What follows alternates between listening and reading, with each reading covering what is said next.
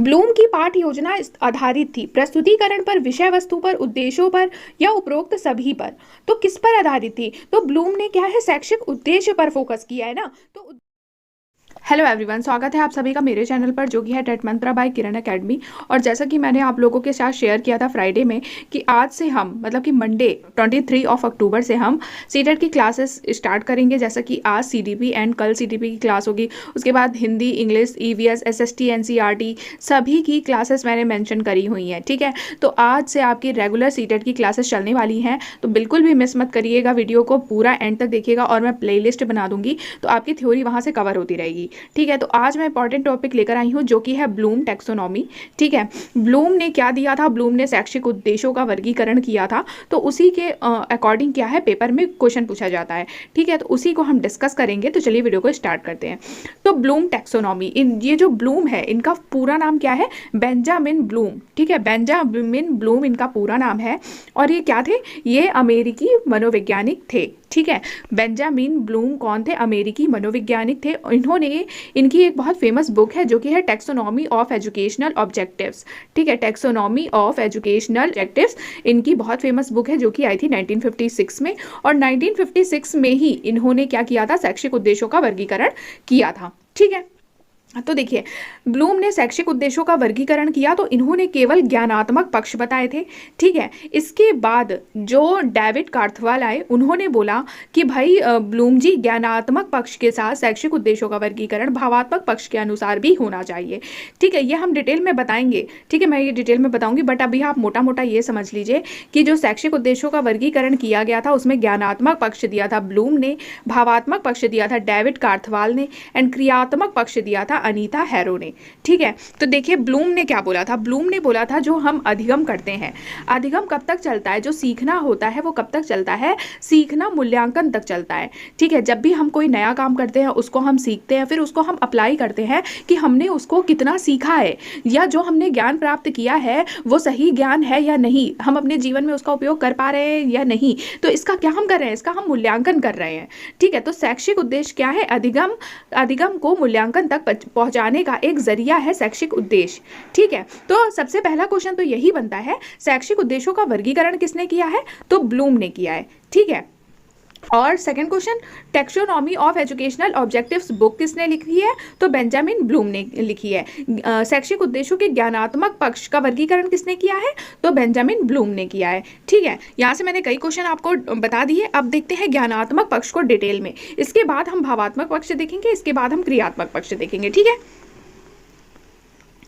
तो देखते हैं ज्ञानात्मक पक्ष। ज्ञानात्मक पक्ष में इन्होंने क्या बोला, इसका वर्गीकरण ब्लूम ने 1956 में किया था। ठीक है, यह मानसिक क्षमताओं से संबंधित है, जो ज्ञानात्मक पक्ष है वो मानसिक क्षमताओं से संबंधित है। इनका कहना ये था कि जितना भी जो भी चीज़ें हैं, जो भी अधिगम किया जाता है वो केवल मानसिक क्षमताओं के जरिए ही किया जाता है। ठीक है, इसके उद्देश्य क्या है, सरल से कठिन और शिक्षण अधिगम के निम्न स्तर से ऊंचे स्तर तक ले जाने के दृष्टिकोण से 6 भागों में बांटा गया है। तो पहला चीज, यहाँ से आपको 3-4 चीजें आ रही हैं, वो भी देख लीजिए। देखिए पहला चीज क्या है, जो शैक्षिक उद्देश्यों का वर्गीकरण है वो 6 भागों में किया गया है।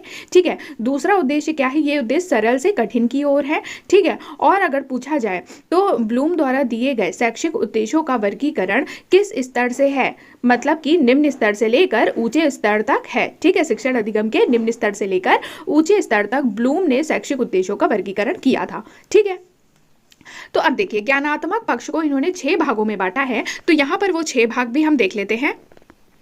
अब देखिए क्वेश्चन क्या है, क्वेश्चन यहीं से बनता है, पूरा कॉन्सेप्ट यहीं से आता है, क्वेश्चन यहीं से बनता है। कैसे कैसे बनता है वो मैं आपको सब बताऊंगी। देखिए, तो सबसे पहले क्या है, सबसे पहले ज्ञान, समझ और अनुप्रयोग, विश्लेषण, संश्लेषण, ये 6 हैं। ठीक है, ये जो 6 हैं ये शैक्षिक उद्देश्य का वर्गीकरण किया गया है ब्लूम के द्वारा।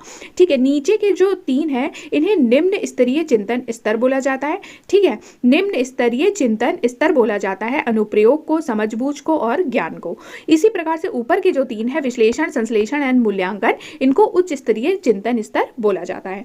ठीक है, अब क्वेश्चन देखिए यहीं से निकल जाएगा, निम्न में से, जैसे पूछ लेगा निम्न में से कौन सा, ब्लूम द्वारा दिए गए शैक्षिक उद्देश्यों के वर्गीकरण में निम्न स्तरीय चिंतन स्तर नहीं है। ठीक है। तो जैसे कि अनुप्रयोग दे दिया ऑप्शन में, समझबूझ दे दिया, ज्ञान दे दिया और संश्लेषण दे दिया। तो देखिए अनुप्रयोग, समझबूझ और ज्ञान तो है निम्न स्तरीय चिंतन, लेकिन विश्लेषण क्या है? निम्न स्तरीय चिंतन नहीं है, विश्लेषण उच्च स्तरीय चिंतन स्तर है। तो वही आपका क्या हो जाएगा? राइट आंसर हो जाएगा। ठीक है, इस तरह से क्वेश्चन पूछे जाते हैं। ठीक है, और ये जो स्तर है ये किस तरह से है? सरल से लेकर जटिल की ओर है, मतलब ये नीचे वाले सरल है, फिर यहाँ पर जटिल स्तर है। ठीक है, और ब्लूम द्वारा शैक्षिक उद्देश्यों का वर्गीकरण किस तरह से किया गया? निम्न स्तर से लेकर उच्च स्तर तक किया गया। ठीक है, तो सबसे पहले हम पॉइंट टू पॉइंट देखते हैं।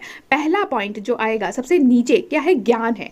ठीक है, उसके बाद क्या है? समझबूझ है, फिर है अनुप्रयोग, फिर है विश्लेषण, फिर है संश्लेषण, फिर है मूल्यांकन। तो कभी कभी क्या है, इनको क्रम में लगाने में भी आ जाएगा कि ब्लूम द्वारा शैक्षिक उद्देश्यों का जो वर्गीकरण किया गया है उसको आप क्रम में लगाइए। तो आपको पता होना चाहिए, पहले ज्ञान आता है, फिर समझबूझ आती है, फिर अनुप्रयोग आता है, विश्लेषण आता है, संश्लेषण आता है और फिर मूल्यांकन आता है। ठीक है, अब देखिए सबसे पहले होता क्या क्या है। देखिए सबसे पहले क्या है? ज्ञान आता है, इसको मेमोरी स्तर भी बोलते हैं। ठीक है, जानकारी को याद करना, जानकारी को इस स्टेज में क्या होता है? जानकारी को याद कराया जाता है। ठीक है, मेमोरी में भरवाया जाता है। ज्ञान मतलब जानकारी को क्या करवाया जाता है? अच्छे से याद करवाया जाता है। इसके बाद जब ये स्टेप हो जाता है तो इसके बाद क्या आता है? समझबूझ, मतलब कि ज्ञान की समझ पैदा की जाती है कि उसको मतलब कि चीज़ें याद कराने से ज़्यादा बच्चे को समझाया जाता है। ठीक है, तो ज्ञान की समझ पैदा की गई। इसके बाद अनुप्रयोग, जैसा कि आपको नाम से ही पता चल गया, अनुप्रयोग, प्रयोग होना, मतलब जो ज्ञान की समझ बनाई गई है उसका प्रयोग करवाना, कि आपने उस ज्ञान को कितना सीखा है, कि बच्चा उस जो ज्ञान बच्चे ने सीखा है उसका वो प्रयोग कर पा रहा है या नहीं, तो ज्ञान का प्रयोग करवाना। विश्लेषण, विश्लेषण मतलब कि टुकड़ों में बांटना, मतलब ज्ञान को भिन्न भिन्न भागों में अलग करना किसमें आता है? विश्लेषण में आता है, कि मतलब ज्ञान को भिन्न भिन्न भागों में क्या कर रहा है? बच्चा आराम से अलग कर पा रहा है। संश्लेषण क्या होता है? नए अर्थपूर्ण जोड़ देकर, ठीक है, नए अर्थ पर बच्चा जोड़ देने लगता है, हिस्सों को जोड़ना चालू कर देता है, और जो भी चीज़ें कॉन्सेप्ट एंड रूल्स के आधार पर क्या करेगा? बच्चा कॉन्सेप्ट निकालना सीख जाएगा। ठीक है, रूल लगाएगा अपने आप और अपने आप उसे सॉल्व करना सीख जाएगा। इसमें एग्जाम्पल आप लिख सकते हो, जैसे संश्लेषण में बच्चा क्या करने लगता है? तर्क देने लगता है, वाद विवाद करने लगता है। ठीक है, निष्कर्ष देना चालू कर देता है, किसमें?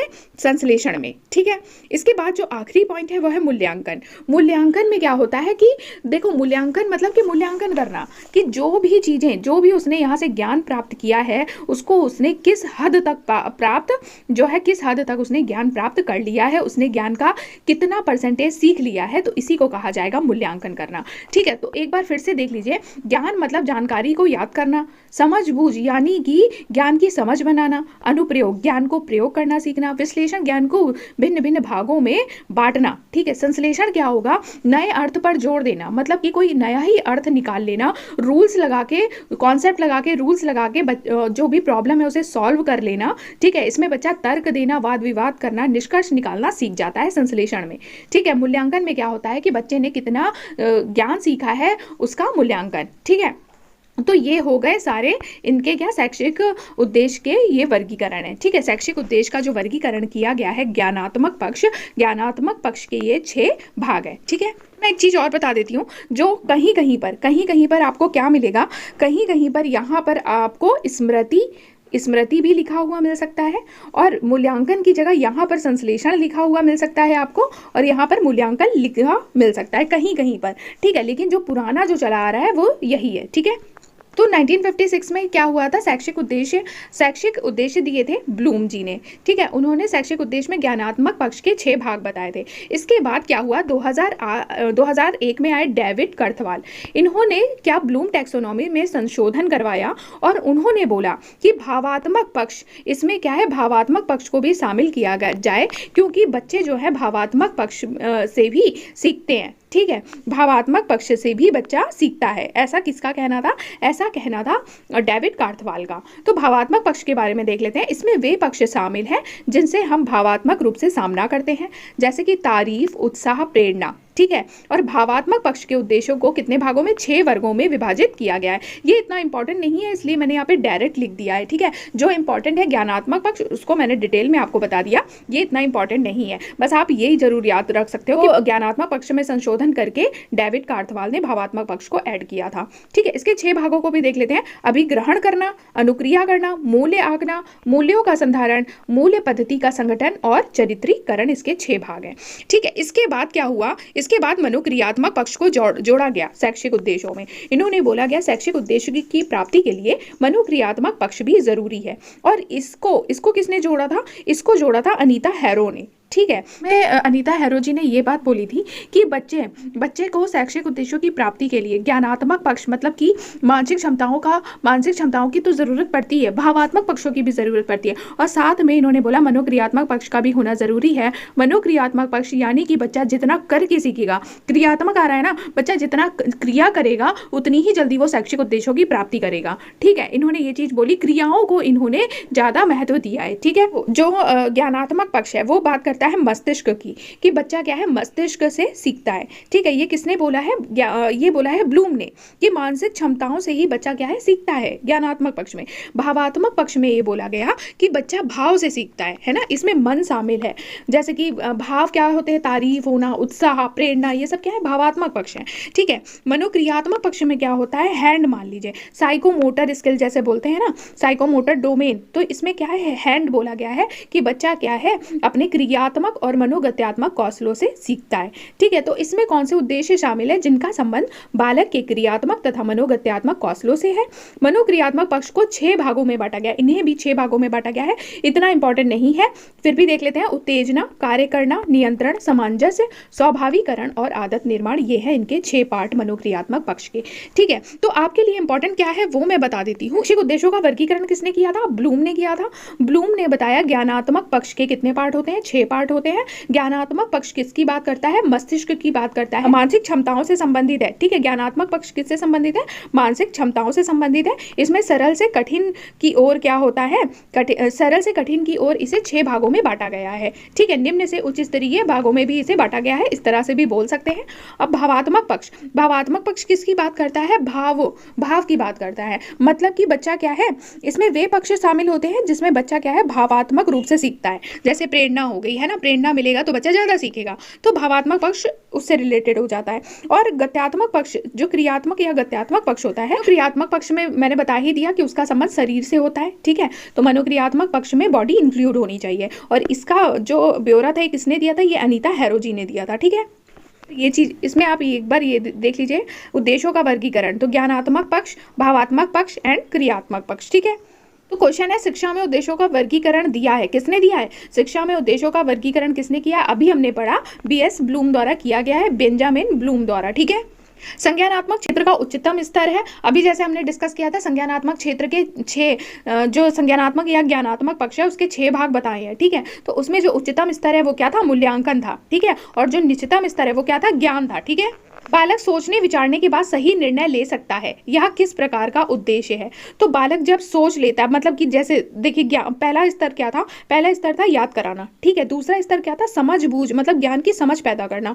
अनुप्रयोग, मतलब कि उस ज्ञान का सही अनुप्रयोग कर पा रहा है। ठीक है, विश्लेषण क्या हुआ? उस ज्ञान को टुकड़ों में तोड़ पा रहा है। संश्लेषण क्या हुआ? कॉन्सेप्ट एंड रूल्स के द्वारा वो अपनी जितने भी डाउट है वो क्लियर कर पा रहा है। ठीक है, अब मूल्यांकन क्या होता है? मूल्यांकन ये होता है सभी चीजों के द्वारा वो क्या है अपना मूल्यांकन कर सकता है कि उसने जो भी ज्ञान प्राप्त किया है वो ठीक प्राप्त किया है, मतलब सही निर्णय लिया है ना। तो बालक सोचने विचारने के बाद सही निर्णय ले सकता है, तो ये किस प्रकार का उद्देश्य है? ये है मूल्यांकन। ठीक है, ब्लूम की पाठ्य योजना आधारित थी प्रस्तुतिकरण पर, विषय वस्तु पर, उद्देश्यों पर या उपरोक्त सभी पर।